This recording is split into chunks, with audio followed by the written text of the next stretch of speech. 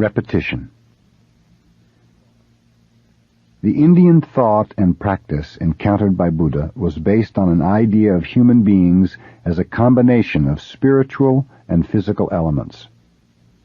They thought that the physical side of man bound the spiritual side, and so their religious practice was aimed at making the physical element weaker in order to free and strengthen the spirit.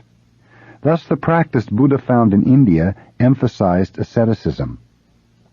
But Buddha found when he practiced asceticism that there was no limit to the attempt to purge ourselves physically, and that it made religious practice very idealistic. This kind of war with our body can only end when we die. But according to this Indian thought, we will return in another life and another life to repeat the struggle over and over again without ever attaining perfect enlightenment. And even if you think you can make your physical strength weak enough to free your spiritual power, it will only work as long as you continue your ascetic practice.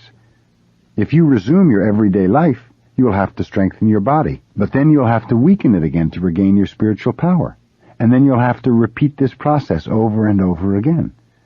This may be too great a simplification of the Indian practice encountered by Buddha, and we may laugh at it. But actually some people continue this practice even today. Sometimes without realizing it, this idea of asceticism is in the back of their minds. But practicing in this way will not result in any progress. Buddha's way was quite different. At first he studied the Hindu practice of his time and area, and he practiced asceticism. But Buddha was not interested in the elements comprising human beings, nor in metaphysical theories of existence. He was more concerned about how he himself existed in this moment. That was his point. Bread is made from flour. How flour becomes bread when put in the oven was for Buddha the most important thing. How we become enlightened was his main interest. The enlightened person is some perfect, desirable character for himself and for others.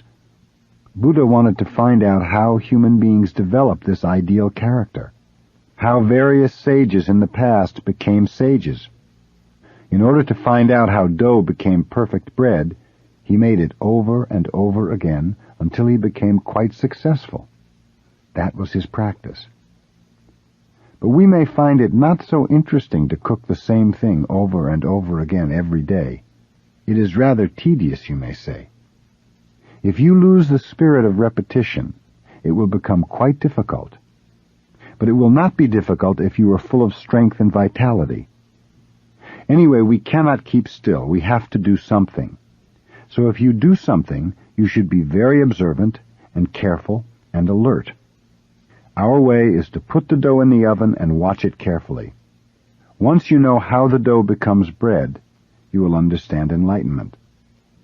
So how this physical body becomes a sage is our main interest. We are not so concerned about what flour is, or what dough is, or what a sage is. A sage is a sage. Metaphysical explanations of human nature are not the point. So the kind of practice we stress thus cannot become too idealistic. If an artist becomes too idealistic, he will commit suicide, because between his ideal and his actual ability there is a great gap.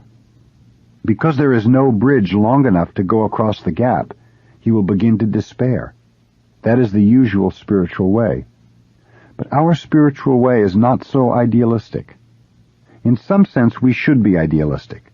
At least we should be interested in making bread which tastes and looks good. Actual practice is repeating over and over again until you find out how to become bread. There is no secret in our way. Just to practice Zazen and put ourselves into the oven is our way.